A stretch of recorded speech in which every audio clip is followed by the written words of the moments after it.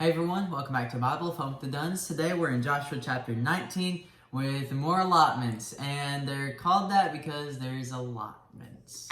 That's just one joke. We were talking earlier and we were like, doesn't it feel like we're never going to be finished with this? And he said, well, that's why they call them allotments. And so, So we made him share with you. Snarky teenager, your one contribution tonight. Thank you so much. You're all welcome. All right, let's get into chapter number 19. The sweetest words of chapter 19 says, at the very last sentence, so they made an end of dividing the country. A couple of things I want to point out here that might be helpful to you. Remember, and I know that I've brought this out a lot, but notice the family phrasing that's going on in this passage. This isn't just history. This isn't just kind of cultural. This is a family story. Why? Because we have a great Father. And so when you're reading through chapter number 19, just a real quick number. No. He had to be here. No. Just a real quick number. The word inheritance is used about 17 times. Family is used 12 times. Children is used 19 times.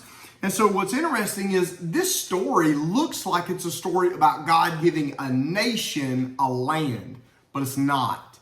This is not about a nation getting a land. This is about tribes and families and individuals getting homes.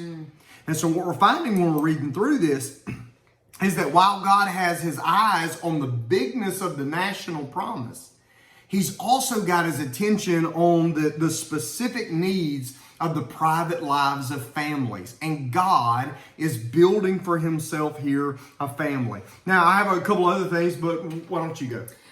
Dustin and I talked about this a second ago. Verse 35 says, the fortified cities were, etc., etc.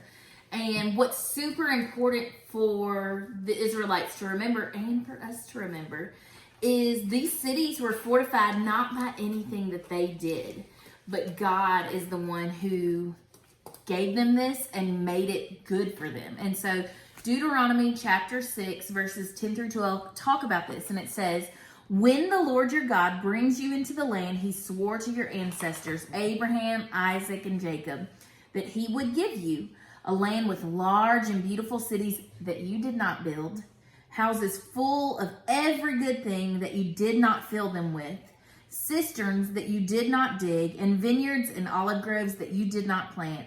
And when you eat and are satisfied, be careful not to forget the Lord who brought you out of the land of Egypt, out of the place of slavery. And so this is one of my favorite things. Don't forget to remember who gave you this. Don't forget to humble yourself and remember you didn't earn this, you didn't work for this, it's all gift. That's right. I want to point out something to you because this is my favorite piece to this chapter, is when all the tribes have gotten their land, who is the last person to get land? So go to the very end of the chapter, you're going to see the last person in the entire nation to get their land is Joshua himself. Their leader. So don't miss how everybody else gets their inheritance, but the leader, listen, this is a mark of a good one. He puts others ahead of himself. All right? So Joshua is, but listen, Joshua's an Ephraimite. Now, that means he's from the tribe of Ephraim. If you were to find on a map where Joshua requested for his land to come from, remember, he wasn't a king. He didn't say, this is mine. He requested it. So the land where he requested his land was inside the land of Ephraim, which is his family, which means he gets to live with his family. And so it makes all the sense in the world. But here's the cool part. When you look at where Joshua picked the worst possible plot of land he could find. Like, it's not pretty, it doesn't have great resources, it's not well manicured, it's not beautiful. Matter of fact, a lot of places that describe where Joshua chose to live, they call it a barren spot. Now, let me tell you where it was. It was 11 miles from Shiloh. So Joshua, when he is choosing where he wants to live the rest of his life, where he will die, he wants to live as close to the tabernacle where the presence of God was, and he would rather live in a barren spot inside great land, the one barren spot, He'd rather live there and be close to God than live in an oasis and be far from the presence of God. That's powerful. Matter of fact, it reminds me, if we rewound the clock back to the book of Genesis, you remember the story where Abraham and his nephew Lot they've been so blessed that the land can't support them? And so what does Abraham say? Abraham said, Lot, you choose where you want to go. Okay? So Lot looks around. Abraham should have been the one choosing because he's the boss. And he said, Lot, you pick it. And so Lot looks around and he picks the best land he can find. And Abraham says, I'm good where. Why? Because Abraham walked with God.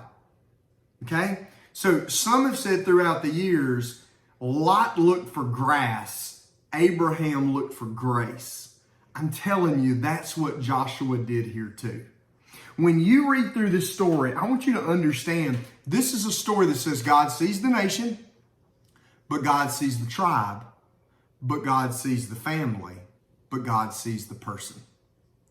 And it is better to live on the barren outskirts near the Lord than in paradise far from Him. Joshua made the wise choice. And by the way, when he finishes well because he walked with God. Hope you enjoy this. Tomorrow, it's a really short chapter, but it's the one I'm going to preach on Sunday. So you want to listen. It's a really important chapter, and it's all about what Jesus comes to do for us. That's what it's all about, so read it with those eyeballs. All right? See you tomorrow. Bye. He was